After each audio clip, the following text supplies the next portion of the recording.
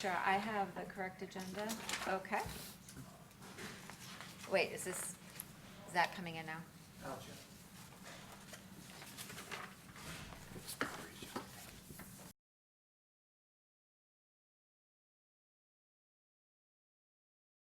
Are you back there? I think we're going to be ready to roll.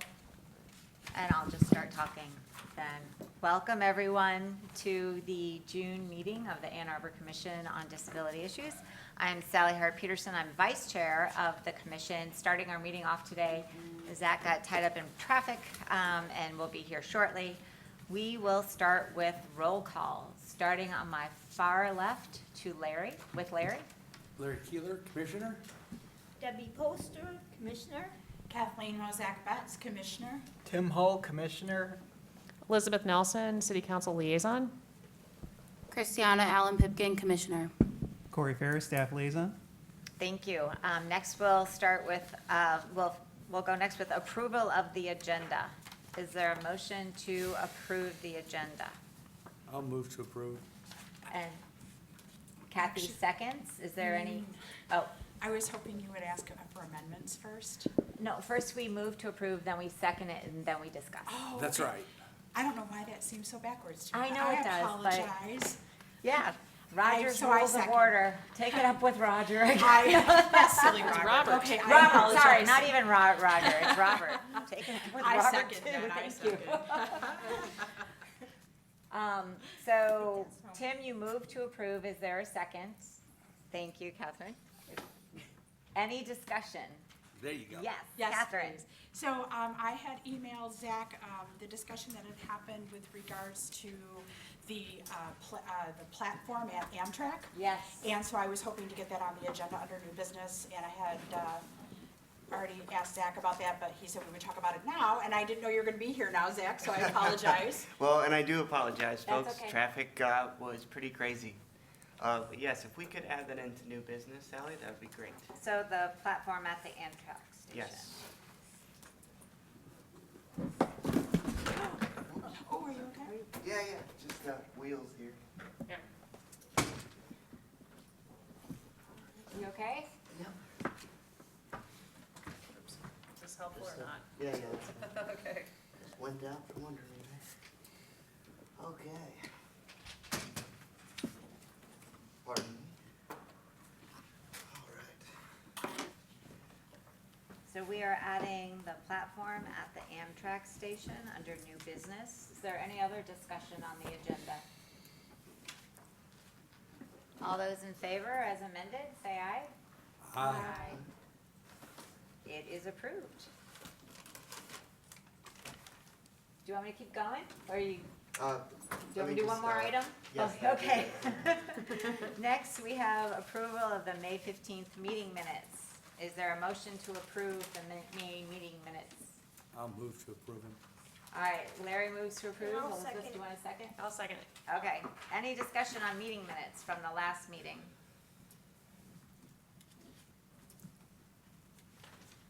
I mean, did everyone have an opportunity to review them? Were there any typos or misspellings? Not at this time? Okay. So, all those in favor of the meeting minutes from the May meeting, say aye. Aye. All Aye. those against? It was pretty unanimous from what I heard anyway. Yep. It's all yours. They're approved. All right. All right. And thank you so much, Sally, Of course. for filling in for me. And folks, I'll see you next fall. How about that? All right. Ba-dum. There we Not go. that quick, would you, Zach? No, the wheels get you sometimes, folks. Okay. Next, we have presentations. So I would, September. yeah, that's right. That's right, Sally. Great point. We will be reconvening this fall, so how fitting.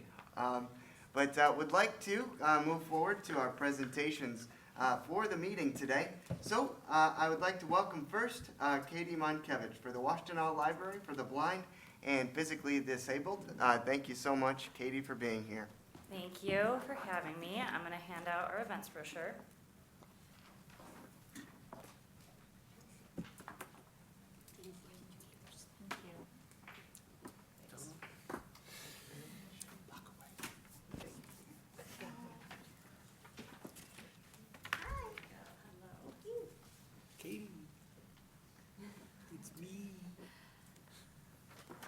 right, so I have a few things today. First, I just want to say thank you to everybody who came or participated in Visions 2019 last month. That was a great success, and we saw almost 2,500 people come through the doors of the library that day. So we were really happy with our decision to have that event occur every year. So we'll be going forward with that, and I already have a date for Visions 2020. That will be on May 13th, so if you want to save that date. Obviously, there'll be more information in the future, but you might want to mark your calendars. And then I've got some more recent upcoming events happening at the library. On Saturday, June 22nd, from 6 to 7:30 p.m. at the Westgate branch, we'll be discussing shockwaves from Stonewall, gay liberation in Michigan. And so the description of this program is, in the first few years following the Stonewall uprising in New York, Michigan experienced a surge in gay liberation activism, what today might fall under the umbrella of the LGBT movement. Historian Tim Retzloff explores the multiple queer organizations that sprang up in Metro Detroit and elsewhere in the early 1970s, and key events from that time that sent political and social shockwaves through the state that are still felt today. Tim Retzloff teaches history and LGBTQ studies at Michigan State University. He earned a BA in history from the University of Michigan and his PhD in history from Yale. His scholarship has appeared in the anthology Creating a Place for Ourselves, the journal GLQ, and the collection Making Suburbia. He's currently finishing his first book, Metro Gay, about gay and lesbian life and politics in Metro Detroit from 1945 to 1985. This next one I am a bit partial to because I happen to be hosting it. We'll be having the Iditarod Sled Dog Race experience on Monday, June 24th, 6 to 8 p.m. at the downtown library. We're welcoming grades K through adult, so this event is pretty much open to everybody. We're going to be having Kim Darst from Husky Haven Sled Dogs. She's going to share her experience competing in the Iditarod Trail Sled Dog Race in Anchorage, Alaska. Husky Haven Sled Dogs was established in 1999 with 2 Samoyeds and a dream to run the Iditarod. In 2009, that dream came true, and they were the first team from New Jersey to qualify, enter, and run the Iditarod Sled Dog Race. So if you come, you'll learn about what it takes to train for the Iditarod and meet one of Kim's sled dogs. And then we have meditation and mindfulness for adults on Wednesday, June 26th, 7 to 8:30 p.m. at the Pittsfield branch. From stress, anxiety, life, and the news of the world, there's a lot that piles on. Meditation is fantastic for coping with all of these things, plus improving concentration, experiencing self-awareness, and encouraging a healthy lifestyle. Whether you're new to meditation or already practice, please join us. Local massage therapist and meditation leader Amy Tarrant will lead you through a series of guided meditations to encourage calmness, reduce stress, and generally help you live your best life. You'll learn breathing exercises and short, simple techniques for calmness and reduced stress. Building meditation into your life has a myriad of benefits to your brain, well-being, and your ability to cope with bumps in the road. Amy will also recommend phone apps that can be used on the go. And if you come, you're welcome to bring a pillow or blanket for added comfort. So I've got a few books that I grabbed that I want to talk about, and actually the first one is one that I really liked very much, and I accidentally put it in the return slot before bringing it here when I was done. So I like to have a print copy, but I brought a picture of the cover. It's called Where the Crawdads Sing, and honestly, I feel like I was in a really big reading rut. Ever get those where like, everything I've read feels like garbage and I don't like any of it, and this broke the spell for me. I really, really liked this book. So it's Where the Crawdads Sing. It's by Delia Owens. And in late 1969, when Chase Andrews is found dead, the locals of Barkley Cove, North Carolina, immediately suspect Kaya Clark, the so-called Marsh Girl. But Kaya is not what they say. Sensitive and intelligent, she has survived for years alone in the marsh that she calls home. This book has mystery, courtroom drama, adventure, romance. There's all sorts of stuff in here. I highly recommend it. So the next two are actually from my to reads list, haven't gotten to them yet, but this first one is called Girls Stop Apologizing, a shame-free plan for embracing and achieving your goals. It's by Rachel Hollis. Rachel Hollis is sounding a wake-up call. She knows that many women have been taught to define themselves in light of other people, whether it's wife, mother, daughter, or employee, instead of learning how to own who they are and what they want. With a challenge to women everywhere to stop talking themselves out of their dreams, Hollis identifies the excuses to let go of, the behaviors to adopt, and the skills to acquire on the path to growth, confidence, and believing in yourself, which actually sounds like advice that we could all use to me. So, the last one, I actually checked this out and didn't get to it in time, had to take it back, but found it on our express shelf, and it is The Gentle Art of Swedish Death Cleaning, How to Free Yourself and Your Family from a Lifetime of Clutter by Margarita Magnusson. She says that death cleaning is not sad. Death cleaning is as much or more for you as for the people who come after. In Sweden, there is a kind of decluttering called dostadning, and I'm sure I butchered that, so don't hold me to the pronunciation. Do meaning death, and stadning meaning cleaning. Margarita instructs readers to embrace minimalism and suggests which possessions you can easily get rid of, unworn clothes, unwanted presents, more plates than you'd ever use, and which you might want to keep, photographs, love letters, a few of your children's art projects. Digging into her late husband's tool shed and her own secret drawer of vices, Margarita introduces an element of fun to a potentially daunting task. Along the way, readers get a glimpse into her life in Sweden and also become more comfortable with the idea of letting go. So that is my list for today. As usual, I would encourage anybody to reach out to us at the Washtenaw Library for the Blind and Physically Disabled at the Ann Arbor District Library via email, wlbpd@aadl.org. Phone number is 734-327-4224, and our website is wlbpd.aadl.org. Anybody have any questions for me today? I have a quick question, Yeah. Katie, if you don't mind. Could Sure. you repeat the Iditarod event, please? Yeah. Thank you. So that is the Iditarod Sled Dog Race Experience. It will be on Monday, June 24th, so this upcoming Monday, 6 to 8 p.m. in the downtown library, first floor lobby, so right when you walk in, and that is for grades K through adult. Do you want me to read the description, Zach?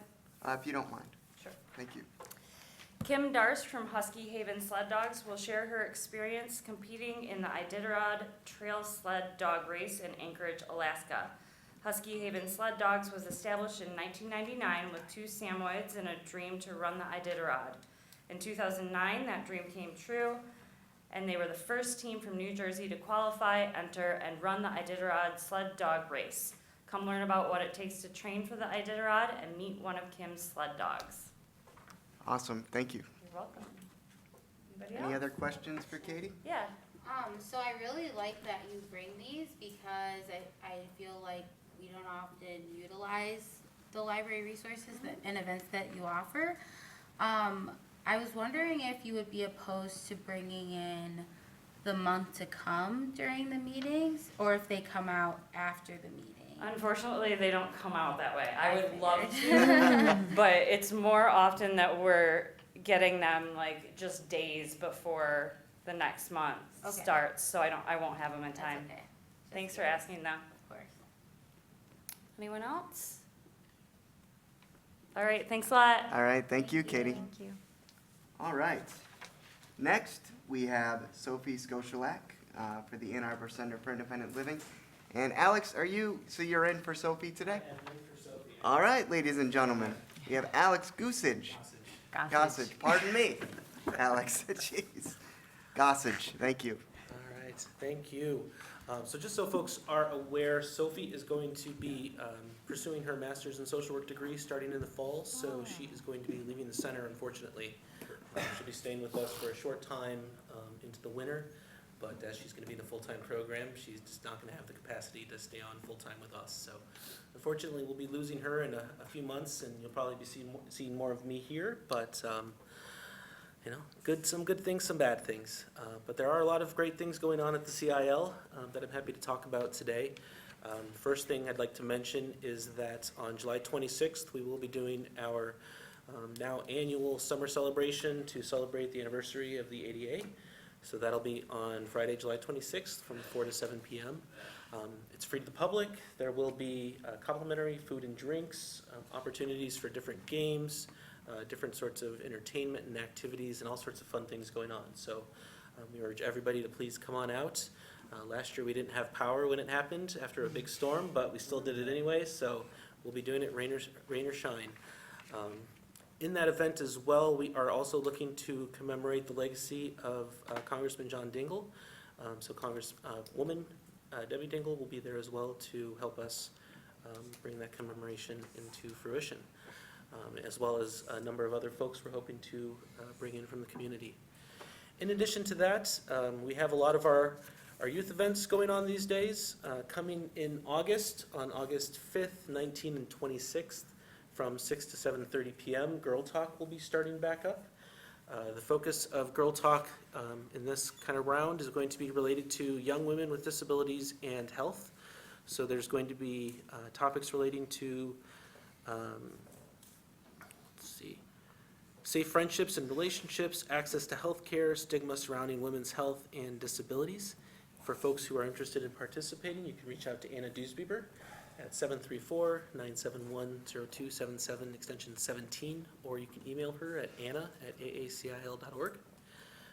In addition, we are always looking for more youth to join our fantastic youth council, and I would urge anybody from the ages of 14 to 26 who's interested in helping to put together new recreation opportunities, new youth opportunities, to consider that activity.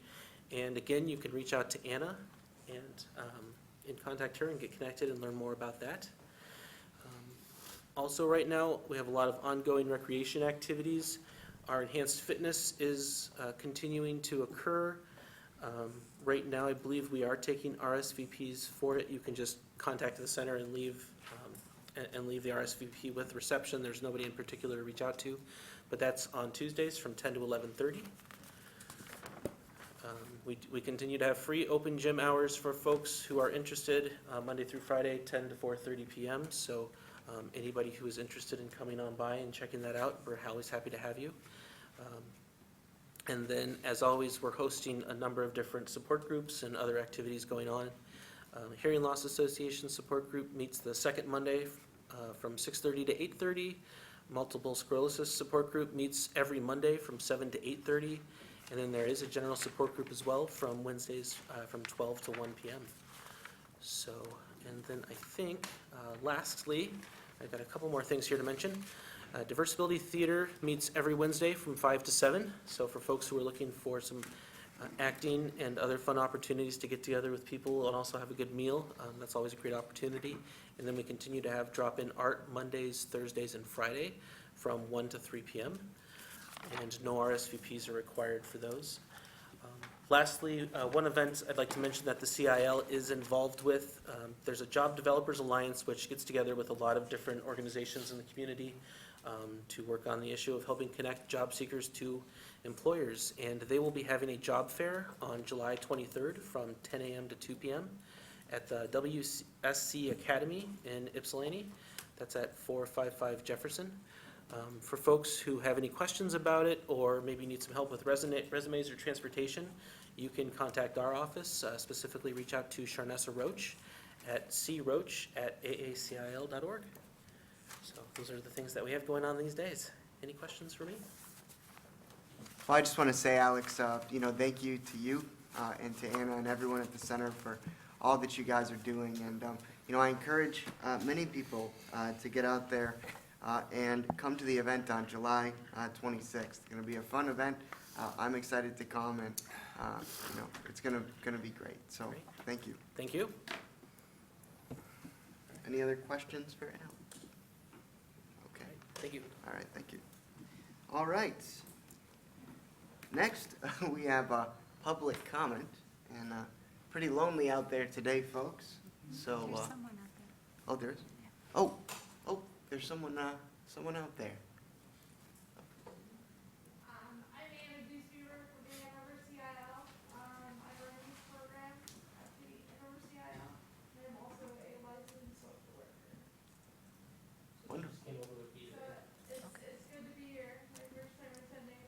Wonderful. Anna Dewspeople, well, great to have you. Thank you so much. Definitely, if you have anything that you'd like to bring forward to the commission in the future, please feel free to let us know. Thank you. You're welcome. All right. Next, we are going to move on to old business, and under that, we have the city personnel report with Mr. Corey Ferris. So Corey, anything to report at this time? Nothing to report at this particular time, no. Okay. And since we're on you really quick, I just would like to note if we could switch the, in the future agendas, if we could switch the Ann Arbor Center for Independent Living presenter from Sophie to Alex, that would be great. Alex, will you be presenting routinely now? That's my plan, yeah. Okay, great. Be back. Wonderful. Can do. I'll make that change. All right. Thank you. All right. Okay. Now we move on to the chair report. And I do have some announcements here. So the first one that I have, folks, is the Deaf and Hard of Hearing Picnic invitation and registration. That is coming up. So that's actually going to be September 14th from 10 to 3. And the deadline to register is going to be August 26th. And so there is some time, but I wanted to make sure that that was on our radar. And then there was a question and also / request to be able to put the deaf and hard of hearing picnics information and also the registration information, to add that to the disability resource page. So I was wondering, Corey, if I forward you that information, is that doable? Could we do that? Yeah. Okay, great, wonderful. I will forward you that. Thank you. All right. And then, of course, Alex, you already touched on it, Alex Gossage, with your presentation. But of course, wanted to let all of you know, of course, that if you had questions about the AACIL Gala, that was rescheduled. And of course, that will be the July event. So again, hopefully all of us can have a good presence there from the commission and be able to celebrate all that's included with the July event. Also, we need a new Partners in Access Committee chair now that there is an opening. So definitely, folks, please keep an eye and ear out for that. And I believe we also have a commissioner spot available. So I'll sort of touch on that more once we get to recruiting activity with Larry, but just wanted to point that out to you guys that there is an open opportunity for that. Also, I just wanted to take a quick moment to congratulate Tim Hull, Larry, and Kathleen. They were reappointed to the Commission on Disability Issues. So I wanted to just take a quick second to congratulate them and their contribution to the commission. I think that they've done a great job in helping all of us continue to move forward. So Tim, Larry, and Kathleen, congratulations. The mayor still likes us. No, I don't think it's the mayor. He's got to get people to agree with you. All right. And as of right now, let's see. Oh, yes. That is all that I have. Kathleen, you'll talk about the other item once we get to new business, okay? All right, that's all I have for the chair report at this time. Next is going to be community engagement and Ann Arbor Inclusive. Rachel Hawkins is not in attendance, so I will go ahead and address that as well. As far as the Community Engagement Committee, I did not get an update from Rachel as to whether they met or set a date or not, so I will follow up with her after that meeting to find out. As far as Ann Arbor Inclusive, they do have some upcoming tapings coming up. So they have a taping coming up on Tuesday, June 25th. They're actually going to be doing 2 back-to-back episodes. So they're going to be having the Kresge Hearing Institute, and they're going to talk about the current research being done to totally eradicate hearing loss, and also talk about being deaf and hard of hearing and how that becomes a disability, but doesn't make people, of course, disabled. And of course, the guest will be Dr. Gabriel Corpus. And then the next show, Tammy Carr will be a guest, and she is head of the Chad Tuff Foundation, and we'll talk about the work that they're doing with the Chad Tuff Foundation. So of course, the next taping I think they're going to do after that will be Wednesday, August 21st. So thank you to Linda Evans and Tom Hoagland and the Community Television Network for all of the work that they're doing there. All right. And that is the Community Engagement Committee as well as Ann Arbor Inclusive Report. Next is Partners and Access Committee, but we currently do not have a chair for that. So I wanted to talk to Larry about that once we get to recruiting activity. I didn't know, first of all, if there was somebody currently on the commission that was interested in taking that role up and being the chair of the Partners and Access Committee, and if they had a passion for it. If they do, I wanted to leave them time to discuss that with us now. And if not, then of course, was going to touch base with Larry about putting the feelers out to find a good candidate that wanted to be part of a subcommittee. So at this time, is there anyone on the commission that sort of would like to, or is interested in being the chair of the Partners and Access Committee? All right. So no one Not at this. everybody's here, though, so. What's that? I said not everybody is here, Oh, so there that's may be fine. others that are interested. That's true. So, We can talk over to someone, figure out who will do it. yeah, I agree. I think that's a good, I'm interested, but I'm not sure exactly what it entails. okay. So, You'll find out. yeah. yeah. Surprise. That's Well, right. Well, I mean, Sally, you've worked with Allison quite a bit on Yeah. some Partners and Access Committee. Yeah, and my perspective, I've never been an active member of it, but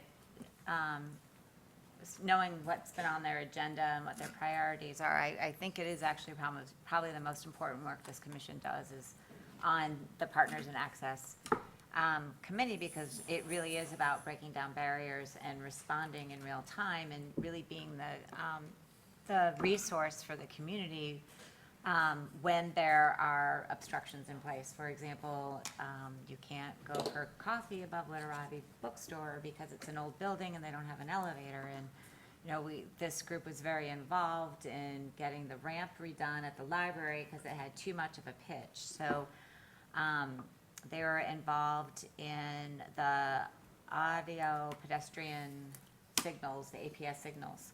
At the crosswalk. I actually helped Linda with this where we tested them all out. And so it's really finding, like, in real time, what are the barriers, what are the obstacles, and then working with the city administration to get them fixed. And so it's a key role to have a good city staff member as a partner. I know Craig Cupey in the past has been that person, and I don't know if, now maybe it's Sherry Sell. Okay. I'm not sure who that person would be. There is one outstanding project that we just haven't been able to get through this year, and hopefully we can the following year, is the Snow Buddies project.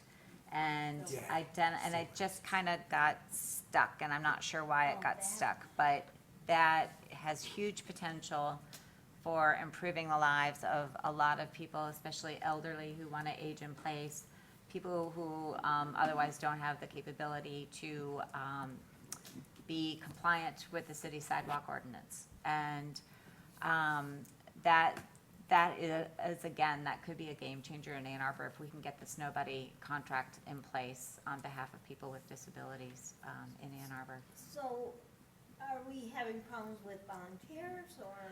I think at first we thought it was a problem with budget, but then it wasn't, or then it was maybe resources.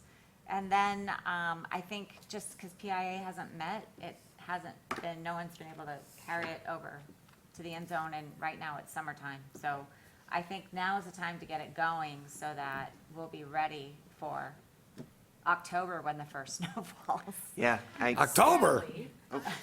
Sorry. sorry. One second, folks, sorry about that. Elizabeth, you had a quick comment. Oh, well, yeah, I had a question, because the Snow Buddy model in Water Hill is volunteer-based. And so Right. this would be city staff actually using the equipment? No, Or, it would be, oh. no. So the it's city would organizing- hire Snow Buddy.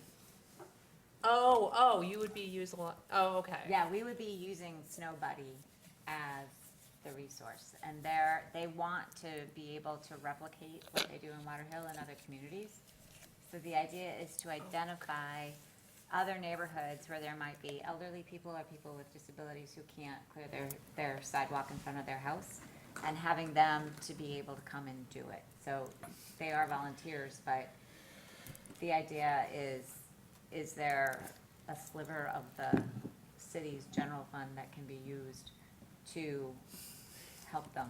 So you're saying that the same people who are doing Snow Buddy would be doing somebody else's neighborhood, or they would be helping to organize another neighborhood association so that? So Lisa Brush is the one we've been working with, and she and her colleagues, I guess, are part of Snow Buddy, want to be able to replicate that in another neighborhood. So whether or not they move all their equipment and they take volunteers from where they are and move them to another neighborhood, or do they set up shop in another neighborhood? I guess there's two models of going forward. But we never got that far down the line to determine that. What the sticking point was, how to identify people, and this isn't really what held it up, but we got to the point where to equitably identify the people in need of the services in each of the neighborhoods, in each of the wards. And that's where I think then the meeting stopped and we never got quite to answer that question. But I think Lisa came up with an answer, but then it just didn't move forward. Yes? I got an idea, about putting, some kind of a notice out there for, elderly people like, that might need help, that they Right. could call a number and then get on a list, perhaps? And that, okay. This is something that I've actually talked to Howard Lazarus and John Fournier about. That's something that has been interesting to me, just sort of trying to identify, like, who are all the 16-year-old kids in this neighborhood who are off school anyway, and like can just walk 3 doors down and be part of some more organized effort. John Fournier says that they had something like that in Pittsburgh. We benefit from the fact that he came from another city that had different sort of things going on. And so that's a conversation that I was having with them in parallel with this. And Right. Howard mentioned to me about the replicating the Best Buddies. Snow Buddy. Or Snow Buddy, yeah. Best Buddies yeah. is another I know, I great, know, wonderful I know. thing. Yes, exactly. Shout out to yeah. Best Buddies. Yeah. Anyway, yeah, so I mean, there's sort of a lot of ways to think about this in terms of trying to get people what they need. But back into, the context of a new chair and what does Partners in Access do, that gives you awesome. the scope of what sort of happens, but it's incumbent on the person to be very proactive in searching out and seeking out staff and then making sure, commitments are followed through. So we need more people on the, committee in order to We'll take you. seek out the issues that are outstanding in the community. I think we need a leader of the committee. And I'm sure, how many people are members of Partners in Access? Larry, you go to that committee, right? Kathleen? I do. Does Matthew? longer. You're not on Oh, it? you're no longer, Kathleen? No, Well, because I do the liaison with You the, do the liaison. Yep.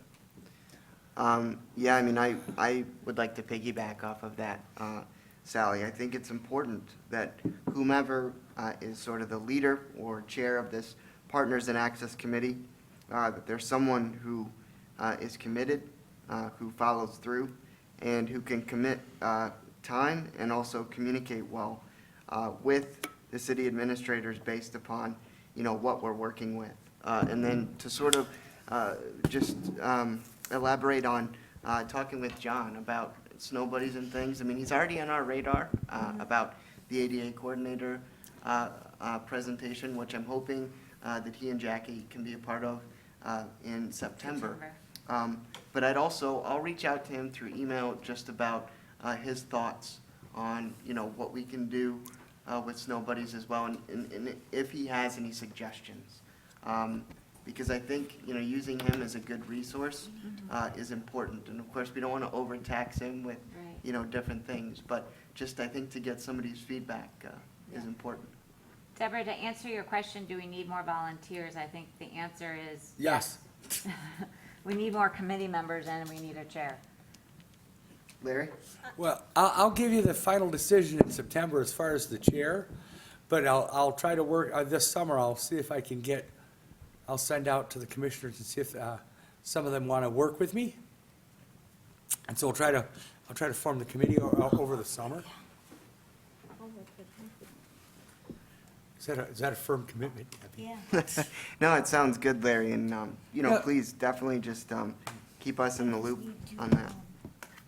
Can we, just Yeah. have a reminder of when the Partner and Access Committee meetings are held? And just clarify with our viewers that they also can be occupied by folks of the community. Yes.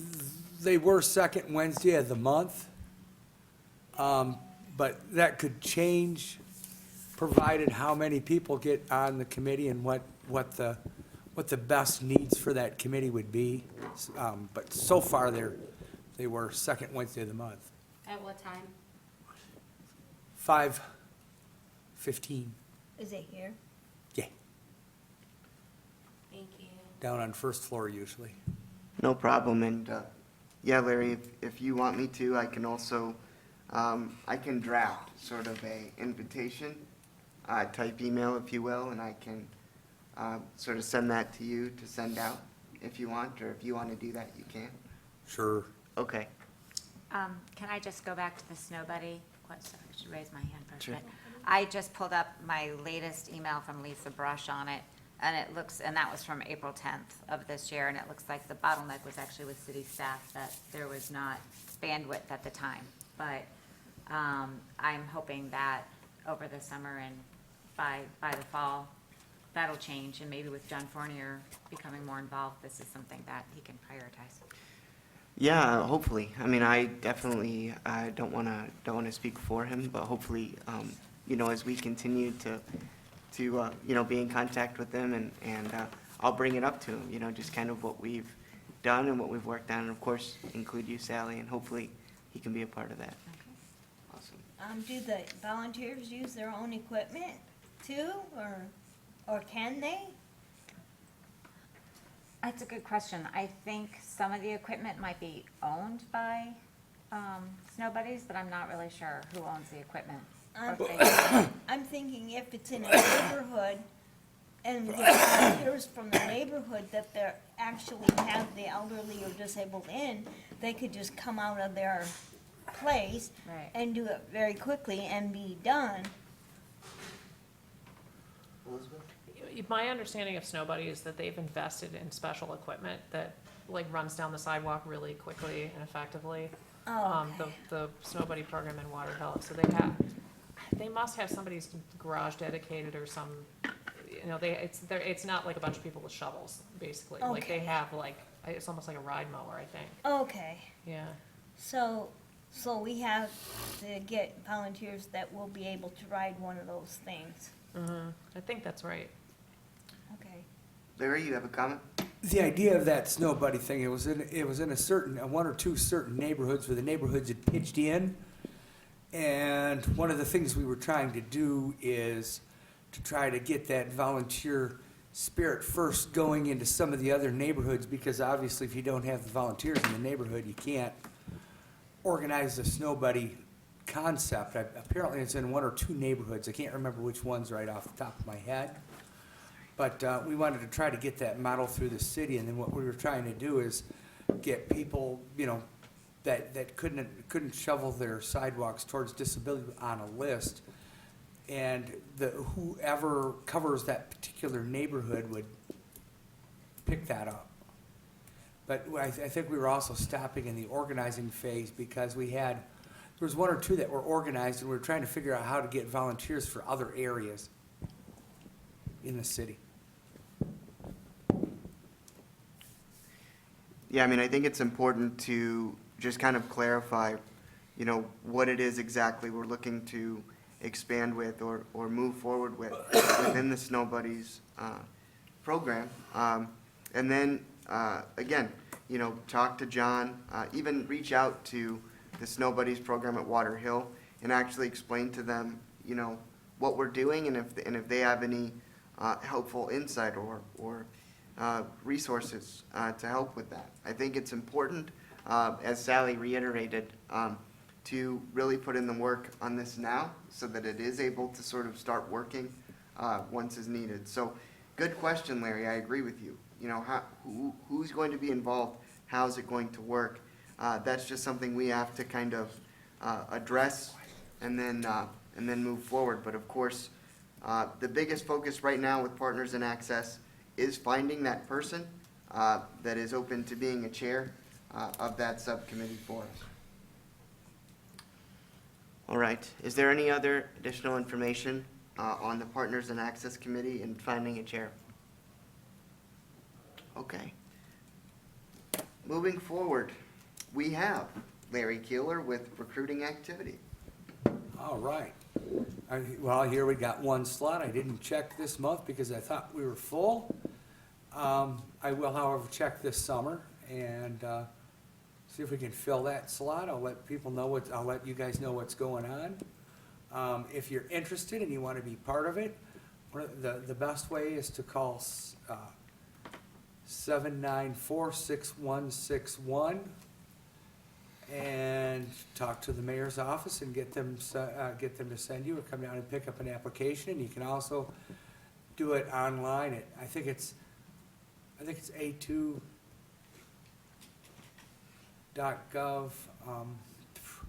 I don't know. I can't remember. You know A2gov.org. A2.org, yeah, and you gotta go in and find the documents, what is it? Boards and commissions. Yeah, boards and commissions. And you can find that and go in and find it, application there and fill it out online. Did the last one like that. It's pretty easy. Yep, so a2gov.org, boards and commissions, and then look for the Commission on Disability Issues if you're interested.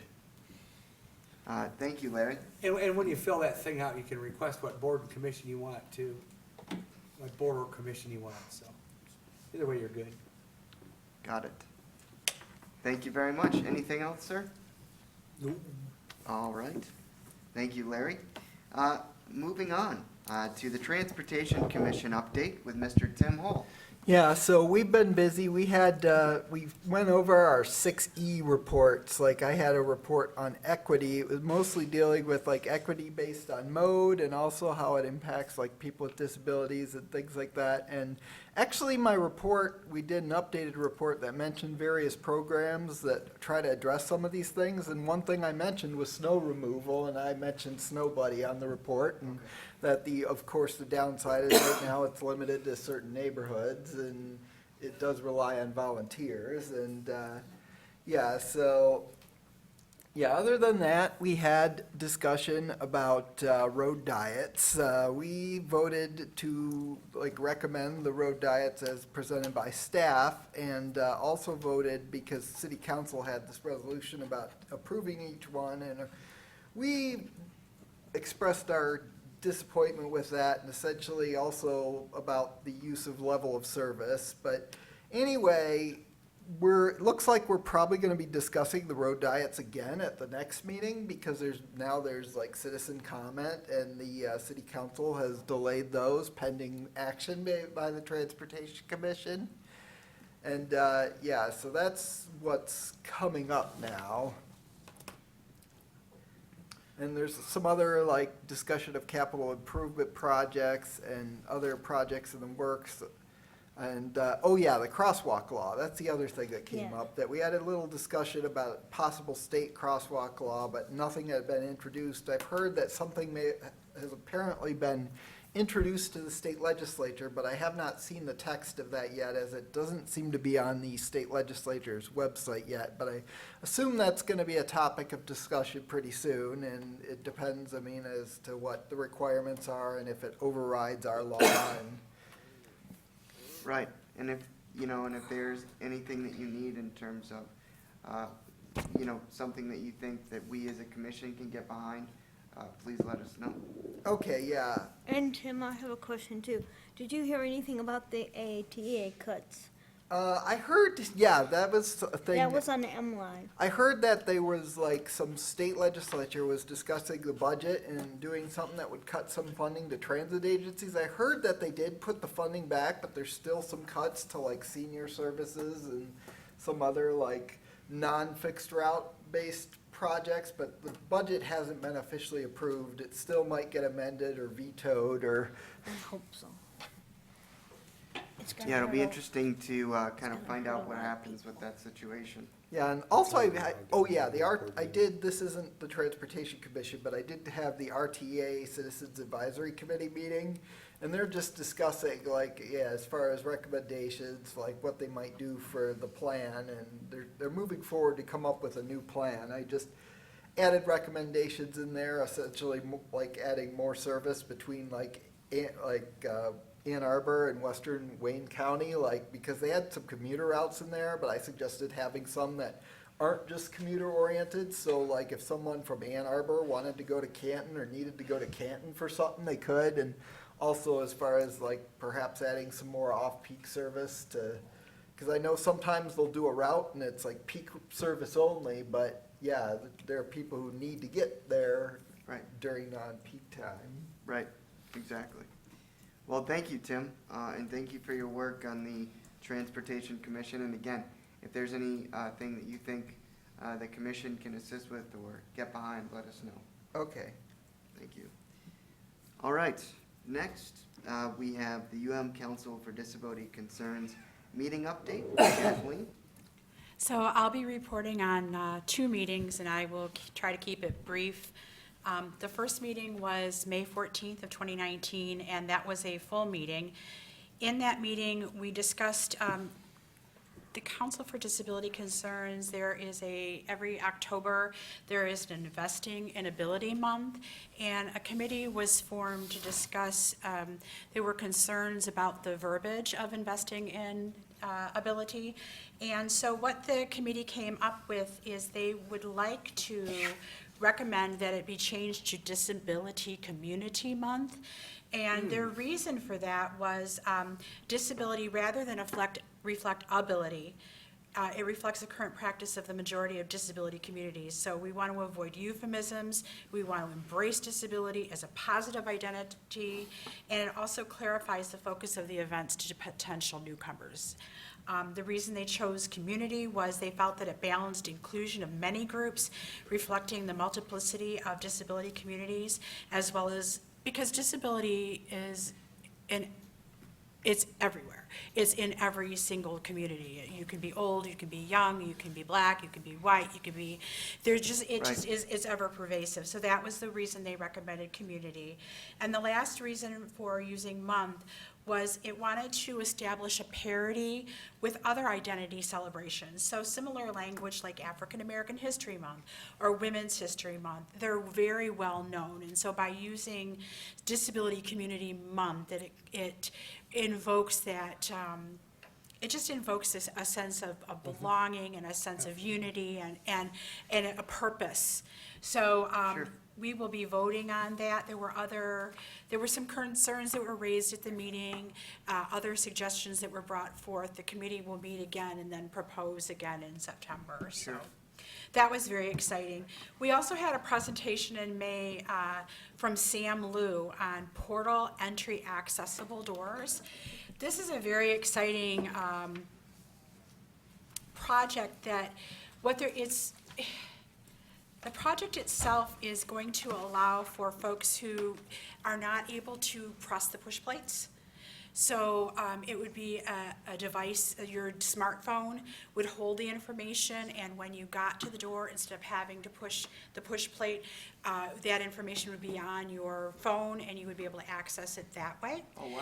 Awesome. It's actually going to be in, what do you call that? It's not going to be like university-wide. It's going to be done with a small focus group of people. They're focusing on, push plates will still be in place everywhere, no matter whether this app actually goes live or not. The app will be free for the end users. It'll be available on iOS and Google. But the Portal Manager app is not free. There's a yearly cost, and I believe that would be incurred by the university. But there's also another portion to the app that if the user wanted to purchase that portion to access different information, they would be able to do that. They were also discussing, would there be a way for the university, because this would just be on campus. Okay. But they were wondering if there was a way to extend to nearby businesses. So there are some challenges, but they are up to the task of looking into this.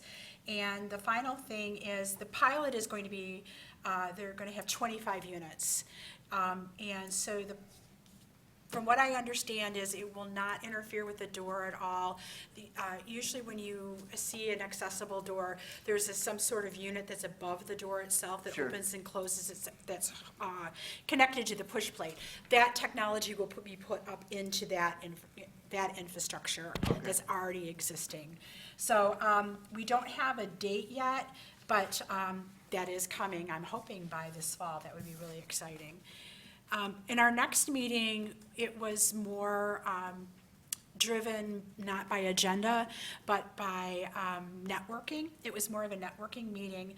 So we discussed the fact that their Newbacher Award is coming up and nominations are open until June 22nd. Anyone who's interested in nominating someone, they need to put in their name and the reason for nomination to Anna Schnitzer, who was a commissioner with us. Her email is schnitzer@umich.edu. Another thing we wanted to discuss was they're talking about the cost of retrofitting new spaces versus actually having the infrastructure there when they're doing the new spaces. So right now, we're having problems with accessibility at the Taubman Library. There are a lack of bars in the showers at the new NCRB building. There's a low ceiling in the North Quad. I could go on and on. Sure. So what they're doing is they're trying to develop a way to either with President Schleisel, is it Schleisel? I am so sorry. Yeah. There's a DEI initiative that's helping highlight disability and sparking responses with regards to funding and committees and student involvement. And so we're hoping that instead of all this new wonderful renovation taking place and then finding out afterwards it's not meeting either the basic, because the ADA it's a structure, but it doesn't always work in real life. In real life, there are other things that need to be considered when doing buildings. So they're looking at how to get a dialogue started with people who would be utilizing those buildings, people who are deaf, people who are blind, people who use mobility, whatever their issues are, so that before the building is even built, they can figure out what it is that needs to be taken care of, because retrofitting is so expensive. Yeah. And then lastly, our next meeting, if anybody's interested, anyone is welcome to attend, is July 9th.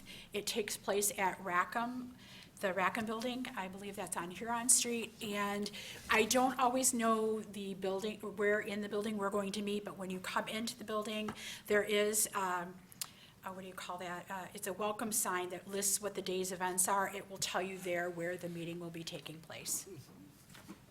Well, Kathleen, thank you for you. Wow, that was quite a mouthful, but I do appreciate the work that you're doing and everyone on the UM Council for Disability Concerns. So thank you to all of them. Quick clarification on the Newbacher nomination. Does that nominee, do they need to be affiliated with the university in any way? You know, that's a good question. It does not say in my notes, and I don't remember that information coming up, but I would hazard a guess, and of course, I'm assuming here that probably that is true, that it would be somebody associated with the university. Sally, do you have any, like, I don't recollection? remember. I apologize for not having that information, Zach. No, that's okay. That's okay. That's a very good question. Yeah, sure. I can, I guess, inquire and, I remember Richard Bernstein won one year, and I don't know if he has an official And, affiliation. He's, well, he was a student, right? right, but I don't know if it's meant for staff or for, I don't know. I don't know the answer to the question. That's okay. It's just, Okay. I know that he has a very full career otherwise, Yeah. so I don't know if it has to be like a staff or administration or faculty. I mean, I can inquire and find out for you. I would say that any member of the public that has somebody in mind, that, you know, go ahead and nominate, send that information to Anna, or send her an email asking her that very question. Is the person that you're wanting to nominate not affiliated with the university? Is it still okay to nominate? Because I would hate for a deserving person to not be nominated just because I don't have the information. Got it. Thank you very much. All right. Next, we're going to move on to announcements. And Larry, you have an announcement? Yeah, I do, actually. I was thinking about this for a couple of weeks. I end up, this goes to PIA. We got Partners in Access. A few years ago, we had, one of the projects we had was a sidewalk being put down the north side of Federal to connect the sidewalk on Commerce with Stadium proper. Yeah. And a few months ago, that was finished. So, good job, city. The project finally got finished, and I feel good about it. And I feel good about PIA, putting it forth in the city administration, getting it done and putting it on their list and taking care of it. I think this thing was in March or April was finished, and I didn't think about it. I had the opportunity to walk down it a couple weeks ago, and curb cuts, everything's good. So thank you, city. All right. Thank you, Larry, for that. That's good news. All right. Any other announcements before we move on? Okay. Now, moving to new business. And under new business today, we have concern about the Amtrak platform. And of course, I'd like to turn it over to Kathleen to speak about that. So at our last meeting, I didn't bring it up then because we're bringing it up now, at the Council for Disability Concerns, it was brought to our attention that the elevated platform, it's of universal design at the Ann Arbor Amtrak station, there are hardware updates that are needed and they're not happening. It's a valuable tool for older, disabled, diverse populations, and Anna just brought it up that we need to make sure that this platform stays in good working order. We're not sure quite who to be talking to. She just wanted a dialogue to get started, either Sure. with city council, maybe Elizabeth might have, this might be on your radar, I'm not sure. But she urged citizens to write their council members and whatnot to say that this is of value and we don't want to see it go away. Sure, agreed. Elizabeth, do you have any additional comments on that? I just searched my email for Amtrak, because it was on my radar. Jane Lum actually sent an email about it. The latest that I've got is from, well, gosh, it's from like yesterday, or Monday, from Monday. Staff is following up. I mean, that's the same ringer I have. I thought it might be mine. Yeah, it's so, staff is aware. We're following up with it.